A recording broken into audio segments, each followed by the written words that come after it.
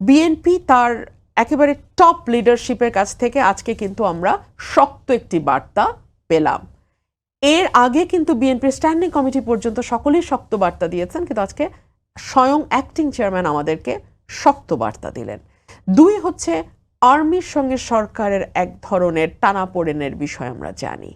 সেটা শুরু হয়েছে যখন অদ্ভুত একটা দাবি নিয়ে এই সরকারেরই ইনফ্লুয়েন্সিয়াল ব্যক্তিরা বললেন যে সেনাপ্রধান বলেছে কোনোভাবেই তিনি তার এই ডক্টর ইউনূসকে মানতে হলে তাকে বুকে পাথর চাপা দিয়ে মানতে হবে, এবং তাকে মানতে হয়েছে বুকে পাথর চাপা দিয়ে।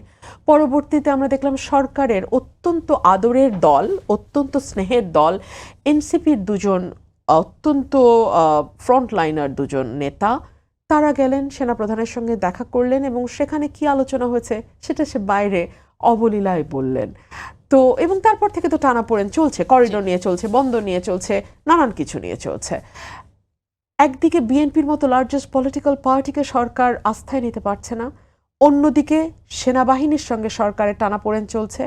প্রশাসন, যারা শুরু থেকেই সরকার বলছে তাদেরকে খুব একটা সহায়তা করছে না প্রশাসন, সেই প্রশাসনেও সরকার দেখা যাচ্ছে যে নতুন অধ্যাদেশ নিয়ে এসছে সেটা নিয়ে কলম বিরতিতে দফায় দফায় যাচ্ছেন। যারা সেক্রেটারিয়েটে বসেন তারা, শিক্ষকরা আন্দোলন করছেন, প্রাইমারি শিক্ষকরা আন্দোলন করছেন, অর্থাৎ একটা চরম অস্থিতিশীল অবস্থা চতুর্দিকে। এবং সাধারণত কি হয়, পলিটিক্যাল গভর্নমেন্টগুলো সব ফ্রন্টে একসঙ্গে লড়াইয়ে নামে না।